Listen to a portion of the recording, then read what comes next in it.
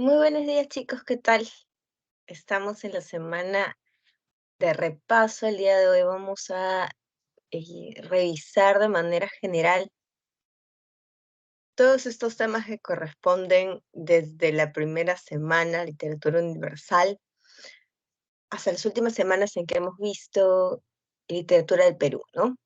Entonces, vamos a revisar de manera muy rápida los contenidos y nos vamos a centrar un poco más en responder a, a las preguntas de este repaso. Recuerdo que básicamente vemos cuatro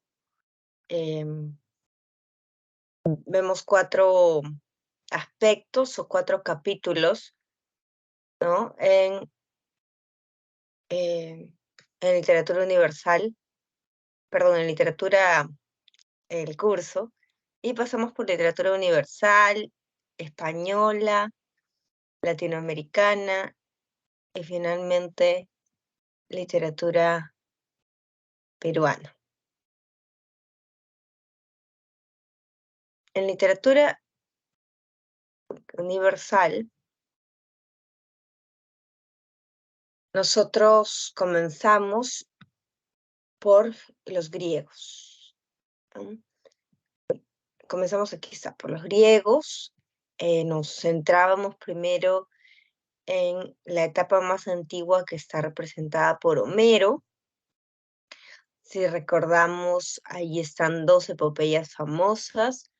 Ilíada, que tiene como héroe, como personaje central a Aquiles, y Odisea a Ulises, ¿no? Después de ello, hablamos de la tragedia por excelencia en la antigüedad es Edipo Rey, de Sófocles, y en esa tragedia predominaba el tema del destino, la idea de que no se podía desafiar o cambiar el destino de los seres humanos estaba presente allí, eso lo llamábamos también fatalismo. Después nosotros nos saltamos lo que se denomina la Edad Media, no vemos ningún autor en ese periodo en literatura universal, y veíamos Edad Moderna. Entre el Renacimiento y Barroco aparecía esta obra famosa de William Shakespeare, que es Romeo y Julieta, y que básicamente eh, trataba el tema pues de la pasión juvenil, ¿no? Con con jóvenes que están enamorados, que sin embargo ven que su amor es irrealizable porque sus familias son enemigas. Entonces finalmente eso va a llevar a la fatalidad y esta obra se trata de una tragedia. Ya posteriormente nosotros veíamos en la edad contemporánea, el siglo XIX, la obra romántica de Goethe, que es Las cuitas del joven Werther, y que trataba sobre esta idea del amor no correspondido que termina en el suicidio del personaje, ¿no? La idea de la exaltación de las pasiones, la idea de em, básicamente pues centrarse, ¿no?, en el individuo, eran algunos de los elementos románticos que se veían en esa novela. Y en el siglo XIX también veíamos realismo. Aquí está Crimen y Castigo de Dostoyevsky, sobre el joven que comete un asesinato y que básicamente, pues, a partir de ahí se genera un dilema moral, un dilema, eh, un dilema interno, un conflicto, ¿no?, en el personaje, sobre si debe o no entregarse a la policía, si debe o no confesar su crimen. Entonces, Crimen y Castigo trataba sobre cuestiones, habíamos dicho, morales en gran medida, ¿no?, que tenían que ver con comportamiento, con qué está bien y qué está mal, con cómo reacciona el ser humano ante ciertas situaciones, y estaba muy vinculado también al tema de la pobreza, porque es el contexto social el que determina muchas de estas acciones que suceden en la novela. Después de ello, en el siglo XX, habíamos mencionado la novela emblemática y magistral de Franz Kafka. Esta novela, se titula La Metamorfosis, representa pues básicamente la noción de la modernidad y un hombre en la vida moderna tratando de sobrellevar esta, bueno, simbólicamente está la idea de la deshumanización, y en la novela se vuelve algo literal, ¿no? El personaje está tratando de sobrellevar su transformación en un gigantesco insecto, en un gigantesco monstruo.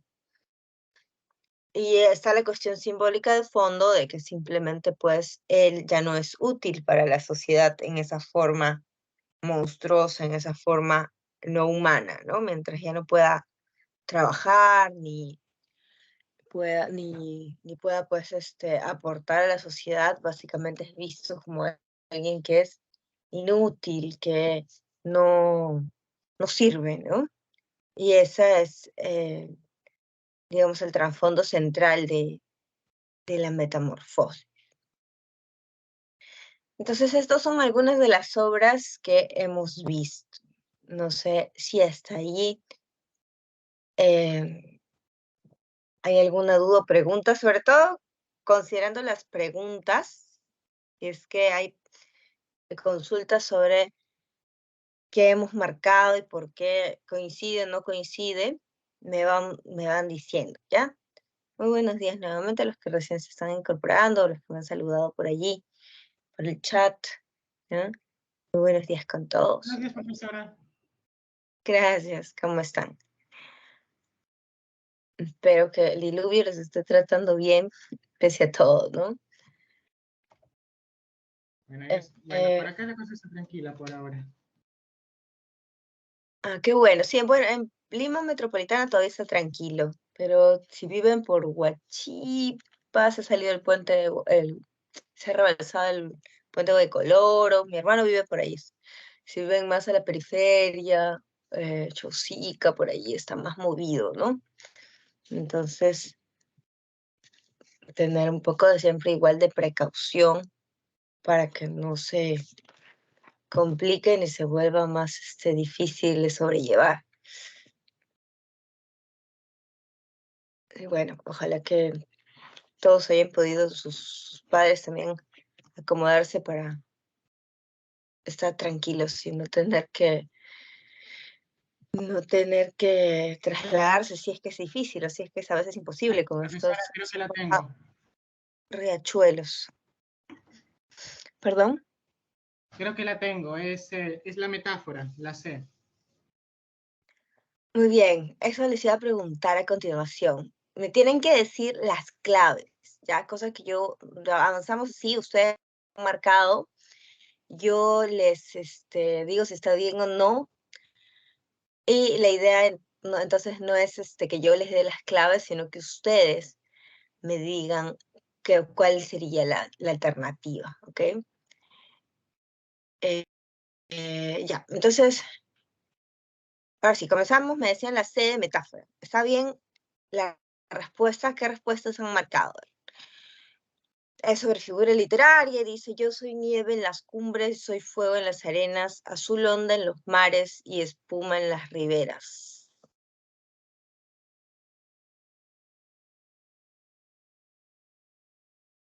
Yo soy nieve en las cumbres. Soy fuego en las arenas, azul onda en los mares y espuma en las riberas. A ver, la metáfora en qué consistía, recordemos, teníamos esta figura que La metáfora básicamente... es la alegoría o básicamente la comparación de una cosa con algo relacionado, con sus características, básicamente. Muy Por bien, ejemplo, dice, entonces, una metáfora, por ejemplo, sería: los políticos son cual buitres. Algo así sería, ¿verdad? Una metáfora. Los políticos son buitres nada más, ¿no? La metáfora Sí, era A es B, ¿no? A es B es una metáfora, porque cuando hablamos de metáfora no debe haber cómo ni cuál, porque eso ya sería el símil. Entonces aquí el soy es el que hace que sea metáfora, ¿no? A es B. La clave aquí, muy bien, es la 1. A ver. El número 2. Sobre la tragedia griega. ¿Qué alternativa completa correctamente? Son las mismas preguntas que están en tu separata, por si acaso. ¿Qué alternativa completa correctamente la oración? Dice, en la representación trágica, los personajes que sufrían actos sangrientos entraban al palacio, es decir, se ubicaban detrás del escenario. ¿Por qué? ¿Qué entraban detrás del escenario a esta construcción que le llamaban palacio? En realidad era eh, un lugar, pues, para estar, digamos, ocultos del público. ¿Qué clave marcaríamos aquí? Muy bien, ya tenemos varias respuestas. Me dicen la E, la E, la E, La E, Miss, la E. la E. Ya, estamos bien. Entonces, varios coincidimos que sería la E, ¿no? Se entran detrás del escenario al llamado palacio, entre comillas, porque recordemos, no necesariamente es un palacio, es una edificación, ¿no? Al que se le llamaba así en la antigüedad. Y era para evitar que se vieran escenas de violencia. En el caso de Edipo Rey es el ejemplo más claro, porque Edipo entra, Yocasta entra cuando se va a suicidar, entonces no se ve el suicidio. Edipo entra cuando se va a arrancar los ojos, ¿no? No se ve que él se arranque los ojos, porque no se debería ver la violencia. Ajá, porque creo que esa no era la finalidad, sino más bien evocar emoción, ¿verdad?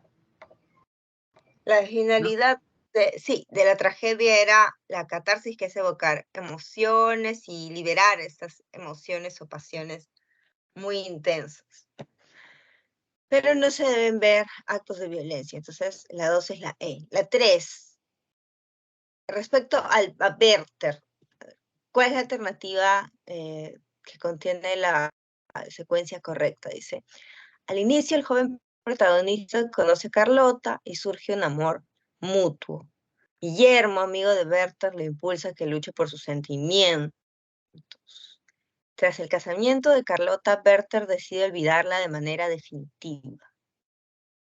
4. Alberto presta sus pistolas. Con una de ellas el protagonista se quita la vida. Por ahí me van dando algunas respuestas. Me dicen la 3, la A. Muy bien, la A sería falso, falso, falso, ¿no? A ver, la primera Sí, dice que surge es la. un amor mutuo, no puede ser, Sería muy un bien. amor mutuo. Solamente Werther estaba enamorado porque Carlota ya estaba comprometida, básicamente, ¿no? Claro, ya no podía corresponderle. Corresponderle. Luego, Guillermo lo impulsa, dice que lucha por sus sentimientos. Eso tampoco es cierto. Guillermo es el amigo al que le escribe Werther y siempre le dice que la olvide, que ya, pues, ¿no? Pase la página, pero Werther terco no hace caso. Y tras el casamiento de Carlota, Werther decide olvidarla. No, ¿no? Incluso recordemos que después de que ella está casada, él la sigue visitando y le llega a dar un beso. Entonces, está todavía allí. La clave, muy bien, la A, como lo habían señalado. La 4, sobre crimen y castigo. ¿Qué característica narrativa del realismo, ¿no? ¿Qué característica de la narrativa realista se destaca? Entonces, en esta descripción de crimen y castigo, ¿qué característica realista destaca? Que han marcado en el número 4.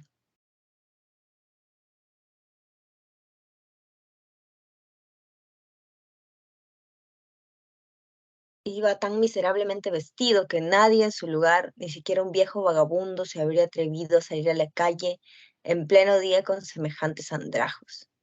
Bien es verdad que este espectáculo era corriente en el barrio en el que el joven habitaba. La vecindad del mercado central, la multitud de obreros y artesanos amontonados en aquellos callejones y callejuelas del centro de Petersburgo ponían en el cuadro tintes tan singulares que ni la figura más chocante podía llamar a nadie la atención. Habla de el ambiente social. Muy bien. La D, ¿no? La descripción Sí, del ambiente. Muy bien. Queda claro que aquí el personaje, que es Rodion Raskolnikov, vive en un ambiente miserable, ¿no? Que está en un contexto, pues, pobre, ¿no? Un barrio, dice, en el que, si bien él está andrajoso, el resto está igual o peor, ¿no? Entonces, habla de un contexto social. Muy bien. En la 5, sobre la metamorfosis, ¿qué enunciado se relaciona al fragmento?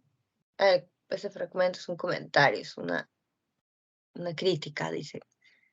Cada vez que la conversación derivaba. Perdón, el fragmento es un fragmento de la obra, ¿no? Cada vez que la conversación derivaba hacia la necesidad de ganar dinero, Gregorio se apartaba de la puerta y, trastornado por la pena y la vergüenza, se metía bajo el fresco sofá de cuero. A menudo pasaba allí toda la noche en vela, arañando el cuero hora tras hora. A veces llevaba a cabo el extraordinario esfuerzo de empujar el sillón hasta la ventana y, agarrándose al alféizar, permanecía de pie en el asiento apoyado en la ventana, sumido en sus recuerdos, pues antes solía asomarse a menudo a aquella ventana. Este fragmento de Metamorfosis, ¿qué comentario es correcto, no? Que se vincula con el comentario de la obra. 5, B, por ahí me dice. sí, profesor, la B.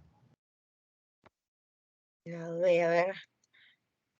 No se vincula este fragmento, no habla ni del absurdo, de la existencia, ni el trabajo tampoco, ¿no? No, habla sobre en sí lo que siente Gregorio, Tampoco habla ¿verdad? de la automatización, pero más particularmente, pues, habla de que La tiene, B. digamos, tiempo de sobra porque es justamente un ser inútil e improductivo. Y dice, pues a veces puede pasar la noche sin dormir, a veces puede empujar el sillón para ver la ventana, porque está todo el día en su cuarto, ¿no? Recluido allí y sin nada que hacer. Entonces la B es un ser inútil e improductivo, y eso es lo que comprende Gregorio. Listo, el siguiente punto o capítulo era de literatura española en nuestras clases. Y la literatura española la veíamos, sí, desde la Edad Media, el poema de Mio Cid. Pasábamos por el siglo de oro, donde nos deteníamos sobre todo en el barroco. El barroco tenía como representantes a Miguel de Cervantes con El Quijote y Calderón de la Barca con una obra de teatro que es La vida de sueño. Estas obras, recordemos, ejemplificaban lo que eran las oposiciones y las temáticas, pues, más complejas, ¿no? Del barroco del siglo XVII. Ambas obras son del siglo XVII. Y luego saltábamos al siglo XIX, en el que está el romanticismo con Gustavo Adolfo Bécquer. Veíamos rimas, que son poesía, y leyendas, que son relatos narrativos.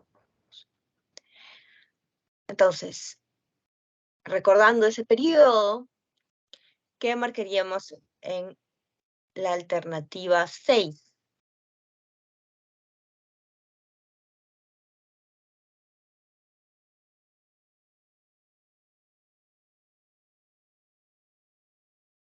La alternativa 6.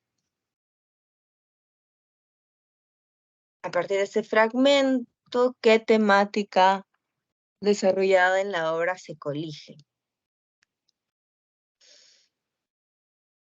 A las puertas de Valencia, allí donde a salvo estaba, ante su mujer e hijas queridas, hacia su mujer e hijas quería jugar las armas.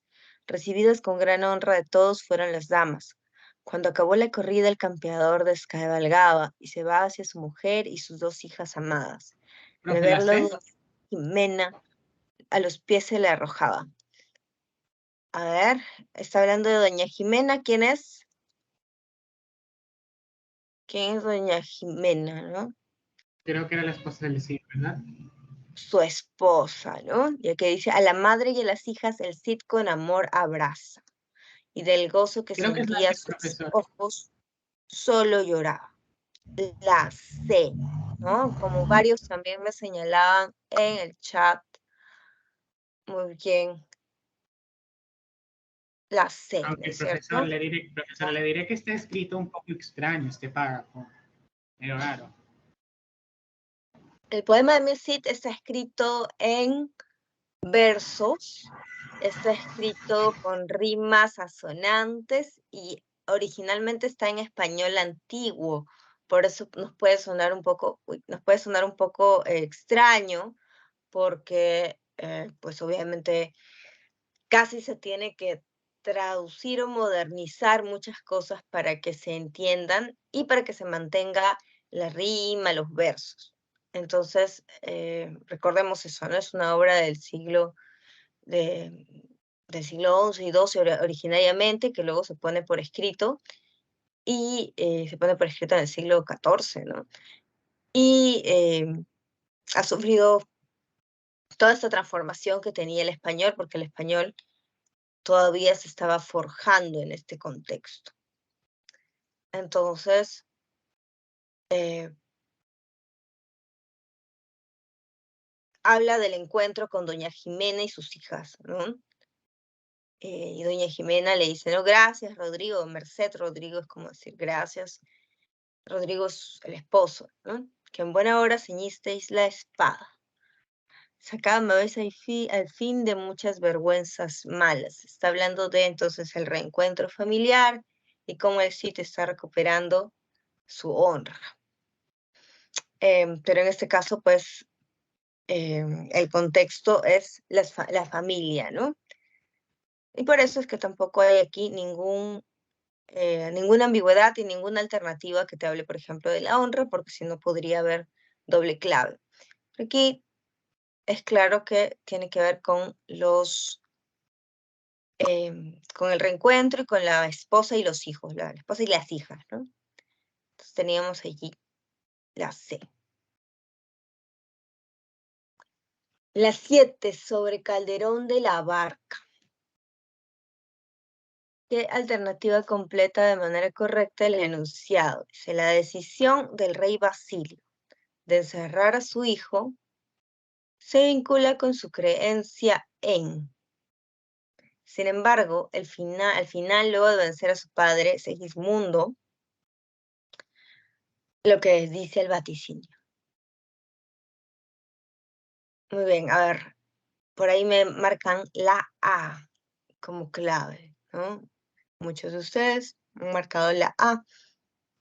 La decisión del rey Basilio de encerrar a su hijo se vincula con su creencia en. Ahí podría ser prácticamente las primeras, ¿no? Es la predestinación, bueno, cree en la astrología también, los malos augurios que tienen que ver con la fortuna, cualquiera de ellos podría haber sido. Claro que está muy vinculado al destino y los astros, las creencias del rey Basilio. Sin embargo, luego de vencer a su padre, Segismundo actúa con prudencia, decide perdonarlo, decide comprenderlo y perdonarle la vida. Entonces, tenemos la A como clave, ninguna de las otras encaja, ¿no? Entonces, muy bien. La habíamos marcado correctamente. En la 8 tenemos una leyenda de Becker. Esta leyenda, vamos a ver, cumple con algunas características que eran típicas de estos relatos. románticos, y que eran leyendas, pues, muy vinculadas a veces al componente de lo fuera de lo común, de lo que no es real, lo que no es real, no es realista, ¿no?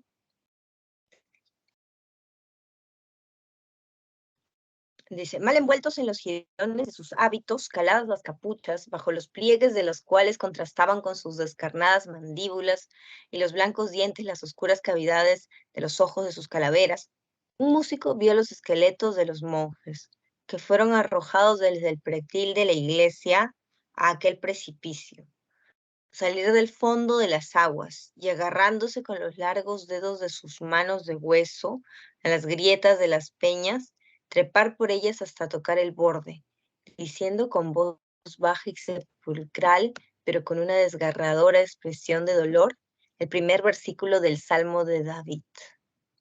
Miserere mei Deus, secundum magna misericordiam tuam. ¿De qué tema estamos hablando en este fragmento de la obra romántica?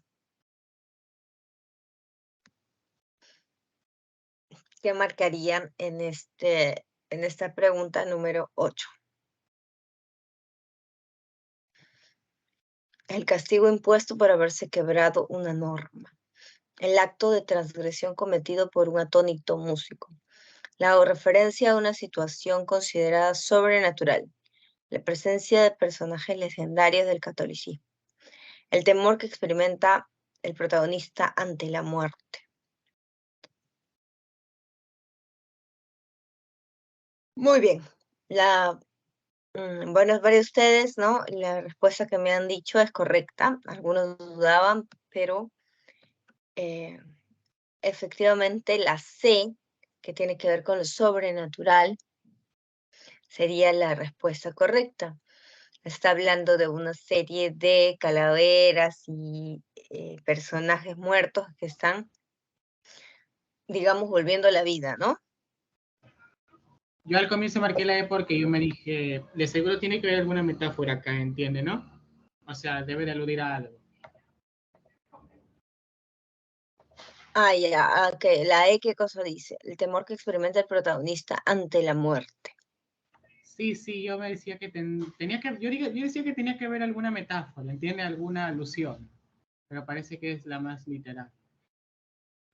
Sí, es más para identificar de manera literal el tema.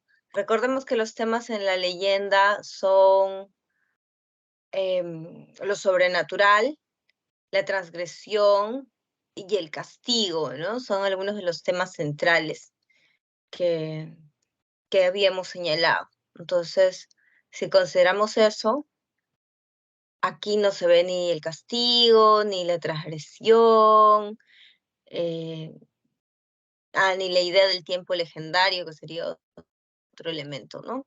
Más se ve lo que sería lo sobrenatural.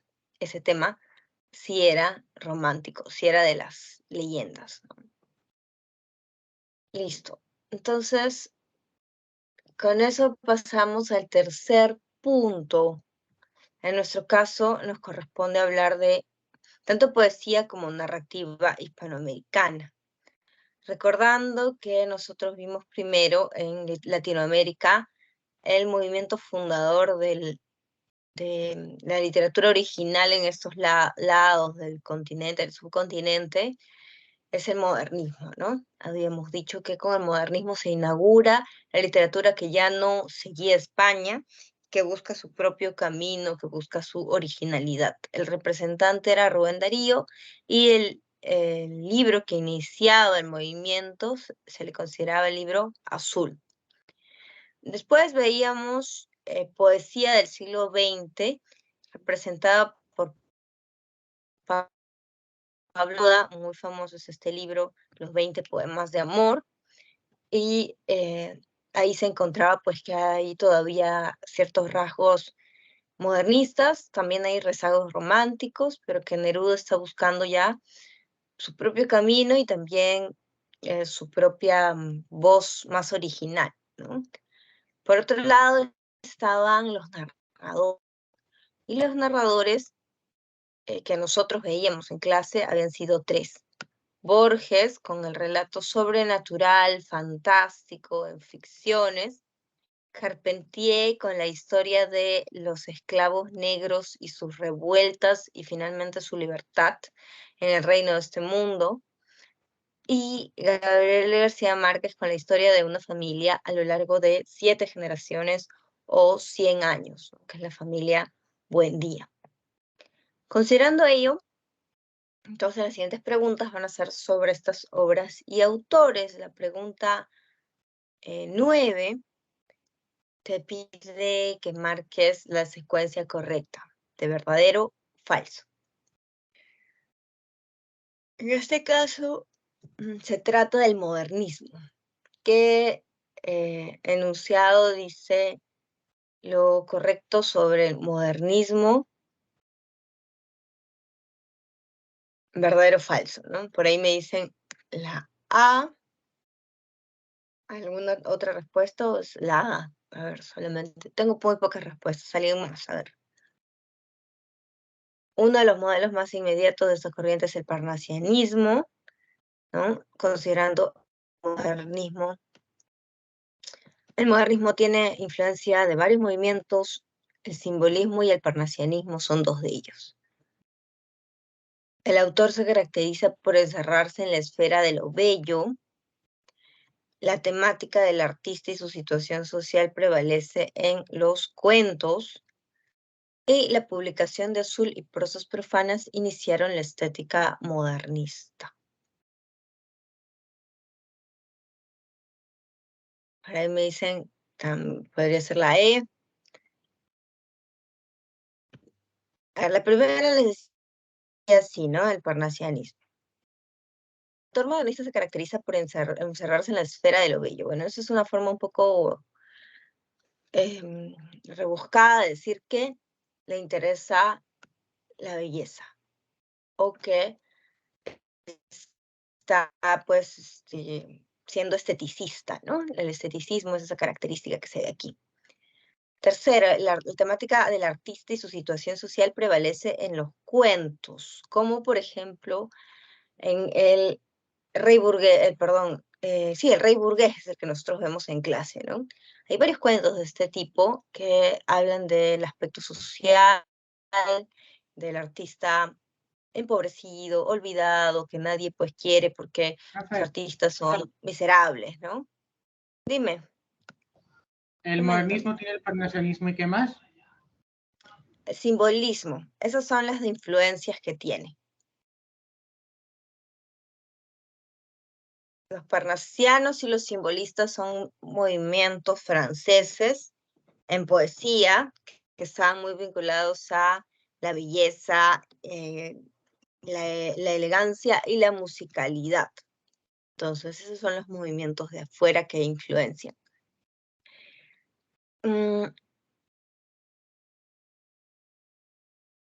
Y encerrarse en la esfera de lo bello sí era correcto, así es verdadero, tiene que ver con esteticismo. La clave sería la A, esta generó más dudas, entonces casi no me han contestado, así que tienen que lanzarse más personas. No importa si no le chuntas la respuesta, porque lo importante es que se te graba cuando tú contestas, ¿no? Aunque contestes bien o mal, lo importante es que se te graba cuando contestas. Entonces, Profesora, Profesora, disculpe, la 8 era la C, ¿verdad? el anterior. Sí, la C, la situación profesora, sobrenatural. Dime. Gracias. en la 9, en 1 Romanos, pero el parnasianismo no es, o sea, no es una influencia para el modernismo. Ajá, sí, pues. Por eso es verdadera esa de ahí, ¿no? Uno de los modelos más inmediatos de esta corriente es el parnasianismo. Es un modelo, una influencia Ay, ay, ay, de ay. los modernistas. Ujú. Sí, esa sí es verdadera. Ah, ya, Entonces, la estaba leyendo. 1. Gracias. Listo. Muy bien. Entonces continuemos. No sé si está perfecto. No se queden con ninguna duda. Por último, lo revisamos de nuevo, ¿no? A veces siempre puede haber un impasse, algo que se nos pasó. Continuamos con las características de la nueva narrativa, ¿no? ¿Qué sería correcto afirmar? Dice, la participación activa del lector implica que éste se esfuerce por. ¿Qué clave sería correcta? Sobre la participación activa del lector. La B. Esto está un poco difícil. Por ahí me dicen la B, muy bien. Porque en realidad el lector la participación activa del lector se va a ver de varias maneras, ¿no? Pero, ¿por qué marcaríamos la B?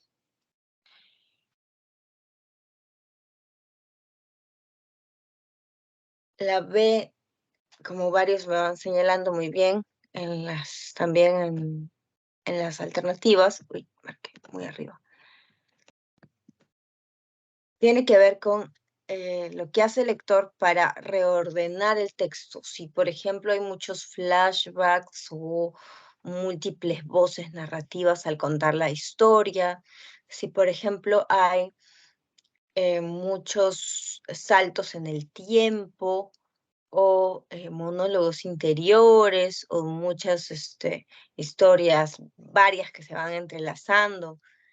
El lector tiene que estar atento, tiene que reestructurar el sentido, tiene que reordenar muchas veces lo que se cuenta y armar el rompecabezas para que se entienda, ¿no? Si no, no tiene claridad lo que se está leyendo. El lector tiene que entonces participar, tiene que estar muy atento.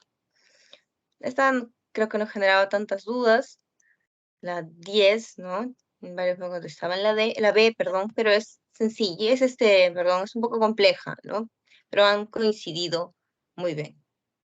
No sé si hay alguna duda ahí. Profesor, tengo una duda sobre la 9. Sobre la 9, que era marrismo. Sí, ¿por qué Dime. la 4 es falsa? Creo que no lo Eh, explico. por, ya, no lo había dicho, porque Prosas Profanas ya es una obra que se publica bien entrado del modernismo, ¿no? Azul sí es una obra de iniciación, pero Prosas Profanas, no, Prosas Profanas es una obra posterior que se considera como que ya del momento más cumbre de este movimiento, ¿ya? Solo por eso. Entonces era el que despistaba. Azul sí es una obra que inicia el movimiento, pero Prosas Profanas no. Listo. Ah, ya. Gracias. Y por último, la literatura en el Perú. La literatura en el Perú habíamos visto varios autores. No vamos a ver que acá está incluso en 2 diapositivas. Es un periodo que vemos con un poco más de extensión, considerando pues que en tiempos más antiguos nosotros comenzamos viendo, ¿no? En el siglo XIX, el costumbrismo, con 2 escritores que eran rivales literarios, recordemos, Manuel Asensio Segura y Felipe Pardo y Aliaga. Asensio Segura tenía la comedia Yacatita, Pardo y Aliaga un viaje, que era un artículo de costumbres sobre el niño Goyito, ¿no? Sobre este señor que le dicen el niño Goyito y está preparando su viaje. Luego, más adelante, tenemos el romanticismo con Ricardo Palma, y el romanticismo era aquí muy vinculado al humor, muy vinculado a la idealización del pasado, ¿no? Y él habla de el pasado colonial principalmente en muchísimas de sus tradiciones peruanas. Luego está el realismo, que es el movimiento de crítica social, de reflexión más analítica, más dura a veces sobre la realidad, ¿no? Y ahí estaba Manuel González Prada y Clorinda Mato. Me llegan un poco retrasados los mensajes. Me habían preguntado algo sobre, en la pregunta anterior, ¿no? De la participación activa. Me habían dicho si era como Rayuela, y efectivamente, ¿no? Rayuela es un ejemplo de esta reestructuración del texto que uno tiene que reordenar a veces, o en el caso de Rayuela, leer saltando, brincando capítulos. Entonces, ese es el papel del lector, ¿no? El lector tiene que estar atento, seguir indicaciones o incluso por su propia cuenta darse cuenta de cómo debe ordenar lo que lee para que tenga sentido y para que lo pueda entender. Entonces, muy bien. Eso era respecto a lo anterior, como les digo, recién me aparece en mi chat con un poco de retraso. Profesora, Bueno, estábamos viendo, dime. ¿me podría recordar la diferencia de realismo mágico con lo real maravilloso, por favor? ¿Cómo lo podrían diferenciar? Ay, claro, en realidad nosotros en San Marcos no nos complicamos tanto, se suelen vincular o a veces te puede aparecer en una alternativa que es el realismo mágico o lo real maravilloso, como si fueran equivalentes. Eh, La diferencia es muy sutil. El realismo, perdón, lo real maravilloso primero, porque lo real maravilloso es el concepto que aparece primero, en los años 40. Lo plantea Alejo Carpentier y tiene que ver con la vida misma. Él dice que nuestra vida de los latinoamericanos está muy vinculado con lo maravilloso, lo mítico, lo mágico, que en el día podemos encontrarnos cosas que son sorprendentes, en el día a día de nuestras vidas, ¿no? Y que él trata de representar eso en su obra.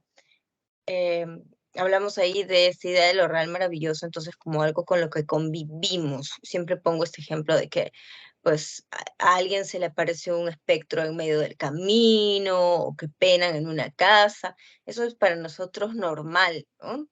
Que te tengas cuidado que te van a robar los duendes o qué sé yo. Tenemos esta idea de que convivimos con cosas mágicas, míticas. Eh, Apariciones y demás. Lo real maravilloso, entonces, él habla de nuestra vida. En cambio, en el realismo mágico, nosotros lo consideramos una técnica narrativa, que va más o menos por lo mismo, por eso es que se consideran equivalentes. En el realismo mágico, lo que sucede en la obra mezcla la realidad y lo mágico y lo mítico. Por eso es que en obras como Cien años de soledad, de pronto los personajes pueden salir volando por los cielos, un personaje puede eh, tener pues muchas, muchas cosas o muchos elementos mágicos a su alrededor, que aparezcan mariposas amarillas cuando hay un personaje, ¿no? Que llueva flores amarillas cuando muere un personaje. Eso ya, el realismo mágico se considera más vinculado a una técnica literaria, pero mezcla nuevamente la realidad y el mito, así que en ese sentido se emparenta mucho con lo real maravilloso y son muy semejantes y a veces se les considera equivalentes, ¿no? Ok, ¿Se gracias. entendió? Sí. Sí, Listo. gracias. Gracias. Tenemos entonces, ya hablando de peruana, habíamos dicho que comenzábamos en el siglo XIX, costumbrismo, romanticismo, realismo. Después pasamos al siglo XX, mira, es más larga la línea de peruana, ¿no? Hemos visto allí un poco más de autores. En el siglo XX teníamos el movimiento denominado, el periodo denominado posmodernismo, con el fundador de la poesía peruana contemporánea, que es Eguren. El libro Simbólicas da inicio a esta tradición nueva, original y de voces que ya pues marcan, digamos, la historia de nuestra poesía, ¿no? Que son Eguren y Vallejo, los dos fundadores. Pero bueno, en el posmodernismo está Eguren y está también el gran cuentista Abraham Valdelomar. El cuento que nosotros veíamos de él es uno de sus más famosos sobre este gallito que va a la pelea y muere. El Caballero Carmelo. Luego pasábamos al periodo de la vanguardia. El vanguardismo está representado por varios autores importantes, pero destacaba muchísimo Trilce, de César Vallejo, y lo complejo, el hermetismo que puede haber en la obra, ¿no? Lo complejo que puede ser a veces entenderlas o reconstruir estas obras vanguardistas. Luego pasábamos al indigenismo y la importancia de darle un lugar central a los problemas que están aconteciendo en los Andes del país. En el campo se les está despojando de sus tierras a las personas, se les está dejando sin nada y muchas veces hasta se está exterminando pueblos enteros cuando reclaman, ¿no? O cuando se rebelan contra que no les quieran, que no acepten, mejor dicho, que les quieran quitar sus tierras. De ello trata El mundo es ancho y ajeno. Entonces, basado en una realidad de nuestro contexto social, Ciro Alegría escribe esta obra. Luego está Arguedas, que es el representante de la zona sur. Los ríos profundos habla sobre un niño que se identifica con el mundo andino. Sí, profesor, creo que ahí en los ríos profundos estaba la rebelión de las chicheras que inspiró al niño, ¿verdad? A seguir luchando, ¿verdad? En los Uno de ríos los... profundos, ajá, también hay este elemento social que es la rebelión de las chicheras. Las chicheras serán las cocineras y las que atienden en estos lugares de comidas y bebidas que son las chicherías. Se rebelan porque los hacendados, recordemos que los hacendados eran los hombres ricos de diferentes lugares de la sierra, y se rebelan porque los hacendados están acaparando la sal. Entonces los indígenas no tienen sal, no tienen acceso, ellas que son cocineras no pueden acceder a este valioso, pues, bien, y se enteran que los hacendados se las están dando hasta a sus animales, hasta las vacas, ¿no? Antes que dárselas a los indios. Y curiosamente los hacendados también eran indios, ¿verdad? Los hacendados también eran indios, pero eran de las haciendas. ¿No? Ah, no, los hacendados no son indígenas, no, no, no. Los hacendados son hombres ricos, muchas veces blancos, a veces mestizos, y que tienen servidumbre indígena. De hecho, se habla mucho de los pongos en la zona del sur y de los colonos, que es otro nombre que tienen, que son indígenas, dice, muy flacos, muy maltratados, que están hechos a los golpes y que quienes los maltratan y los golpean son los hacendados. Por ahí un micrófono está haciendo bastante interferencia, ten cuidado porque escucha la lluvia a través de tu micrófono, por favor. A ver, aquí está, ya. Ya lo encontré, lo tuve que apagar yo. Ten cuidado con sus micrófonos.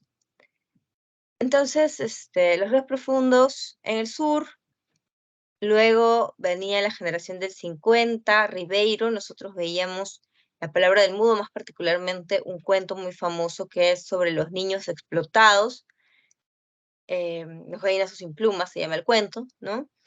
Y finalmente Mario Vargas Llosa con las dos novelas que vimos en la clase pasada, La ciudad de los perros y Conversación en la catedral. Entonces, veamos la diapositiva sobre costumbrismo. Te preguntan por la verdad o falsedad respecto a las obras Ñacatita de Manuel Asensio Segura.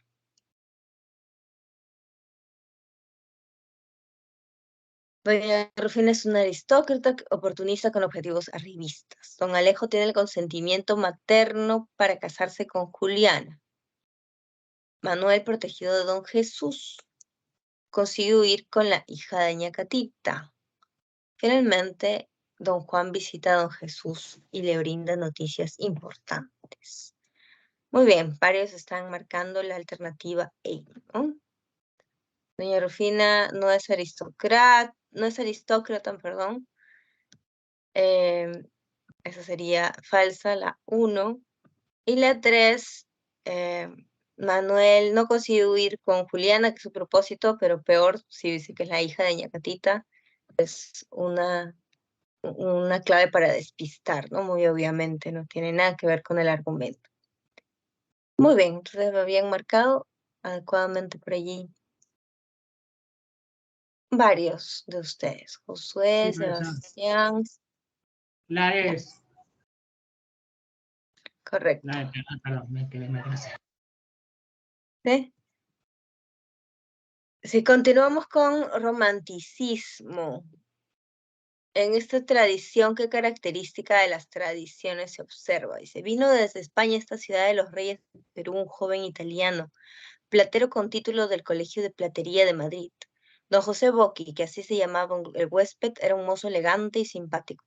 El virrey Abascal, que andaba siempre muy sobre la perpendicular con la gente nueva, supo que el platero era íntimo amigo del argentino Miraya, a quien acababa de echar guante por politiquero y por no sé qué connivencias con los revolucionarios de Buenos Aires y Chuquisaca. Dime con quién andas y te diré quién eres, pensó su excelencia. Y sin más, intimó a Bocchi que en el día hiciese la maleta y se largara a México o a España.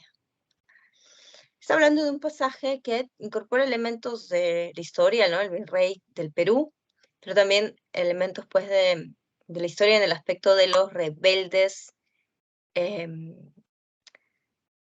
republicanos. Habla de los revolucionarios, que son los que quieren independizar ya. Estamos en este contexto en que se está cayendo el virreinato. Pero, ¿no? Hay una Profe, anécdota allí. Pero lo que destaca ahí tiene que ver con otra cosa. Dime, creo que es la D. característica que del estilo. Por ahí Las me dicen la características de D. tradiciones peruanas son el uso de hechos históricos para dar verosimilitud, pero también combinados con fantasía, y el uso de dichos populares para dar oralidad. Son los elementos más Ah, destacados. Aquí, aunque se ajá. den datos objetivos, lamentablemente la E no puede ser porque, como dice, de manera objetiva, pero no, aquí se combina con subjetividad, con algunos Ujú. elementos. Así que no puede ser. Así que yo digo que es la D, porque hay mucha oralidad, hay dichos populares en las frases, básicamente. Bien, hay Vale. dos dichos populares, ¿no? Hay dos dichos populares, sí. ¿Qué más? A ver, no puede ser objetividad porque es subjetivo. No puede ser el pasado prehispánico porque es el pasado prehispánico, recordemos el pasado inca, ¿no? Profe, Aquí estamos hablando del lo que sí es pasado el pasado colonial. colonial. El pasado Ujú. colonial. La dedito. Entonces, la D, por ahí me dicen. Muy bien, ¿no? La oralidad. Se ven dos cosas. Echar guante, que dice por aquí, que ya nosotros no lo usamos, pero que se usaba para decir em, expulsar, votar, ¿no? Que lo habían hecho de lado también, ¿no? Y el que sí creo que todavía se usa es dime con quién andas y te diré quién eres, que es un dicho popular, ¿no? Como para decir tus juntas, tus amigos determinan quién eres, ¿no? Si te estás juntando con este amigo revolucionario de Argentina, tú también seguro eres un revolucionario, así que mejor que lárgate del país, ¿no? Eso es lo que se entiende del fragmento. Entonces tenemos ahí los dichos o expresiones populares que son propias de la oralidad. Continuemos, este es un fragmento de Aves sin nido, la 13. En este fragmento, ¿qué intención se desprende?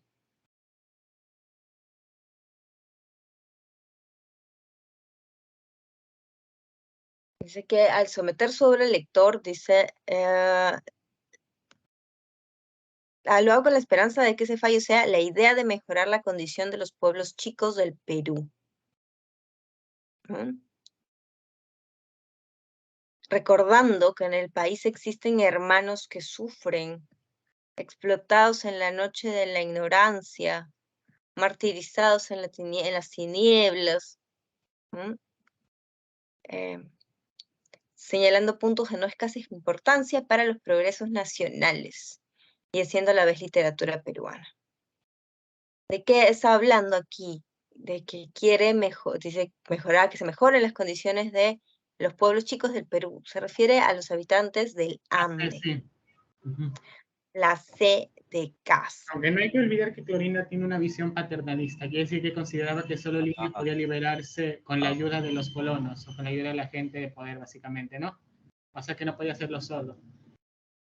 ¿No? Sí, sí, muy bien, hay ese paternalismo también, pero la clave aquí es la C, lo que se habla más es de la reivindicación. Hoy estamos contra el tiempo. A ver, le voy a dictar las claves restantes. La 14 es la A de avión, la 15 es barco, la 16 es casa, la 17 avión y la 18 enano. ¿Ya? Nuevamente la 14 avión, la 15 barco, la 16 casa, la 17 avión y la 18 enano. Listo, chicos, nos quedó corto el tiempo, les agradezco mucho su atención, todo el ciclo también. Nos encontramos, ya espero en San Marcos. Ah, la 14 me dicen, la 14 es la A. La 14 es la A. Nos encontramos en San Marcos. Cuídense mucho, que tengan mucho éxito en sus exámenes y nos vemos, espero prontamente. ¿Ya? Hasta luego, gracias por todo. Gracias por la Chao, clase, por profesora. el ciclo. Chao, chao chicos, un abrazo. Cuídense mucho, gracias por todo. Muchas gracias.